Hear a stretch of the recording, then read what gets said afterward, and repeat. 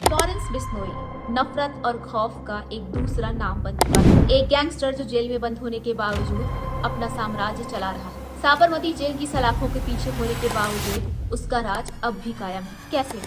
कौन है ये लॉरेंस और कैसे बना भारत का सबसे बड़ा अपराधी? 2010 में जिस लड़के ने आम छात्र के रूप में अपनी शुरुआत की थी, धीरे धीरे वही लड़का चंडीगढ़ की गलियारों में अपराध का बादशाह बन गया और फिर पंजाब यूनिवर्सिटी के राजनैतिक छात्र परिषद से लेकर भारत के छोटे बड़े राज्यों तक लॉरेंस बिश्नोई का नाम गूंज उठा। लेकिन उसके सपने इतने छोटे नहीं थे, उसकी नजरें कहीं और ही थी। छात्र राजनीति के पर्दे के पीछे लॉरेंस अपना एक खतरनाक साम्राज्य खड़ा कर रहा था। एक ऐसा साम्राज्य जहां पर नियम कानून का कोई मोल नहीं। Liquor mafia, arms smuggling, extortion और हत्या, ये सब लॉरेंस के लिए रोज का काम बन चुका था। और फिर 2012 उस दिन का आगाज जब लॉरेंस जेल की सलाखों के पीछे गया। लेकिन कहानी यहाँ खत्म नहीं होती। सिद्धू मूसेवाला का कत्ल, बाबा सिद्दीकी का नाम और सलमान खान को सरेआम जान से मारने की धमकी। जेल के अंदर होने के बावजूद लॉरेंस ने ये मौत का मंजर चालू रखा।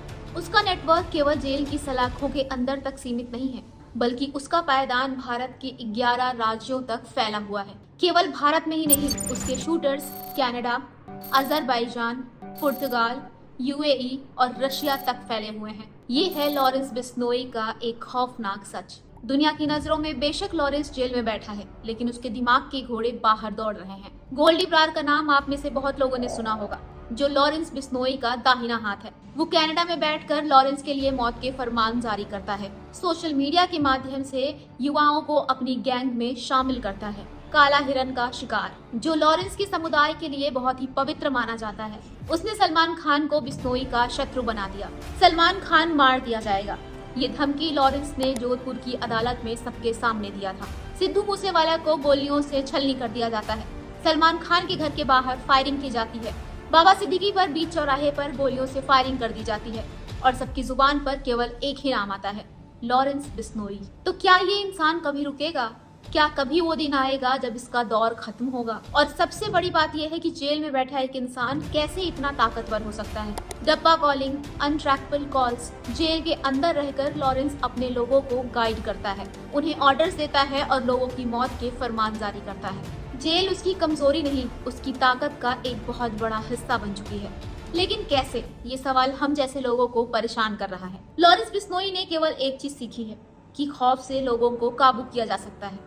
वो बेशक जेल में बंद है, लेकिन दुनिया का कोई ऐसा कोना नहीं है जहां पर उसके शूटर्स ना पहुंचे। अगर आपको हालिया खबर के बारे में बताएं तो खबर आई थी कि लॉरेंस बिश्नोई ने एक फेमस कॉमेडियन को जान से मारने की धमकी दी है, क्योंकि उन्होंने हिंदू धर्म के भगवानों का अपमान किया था।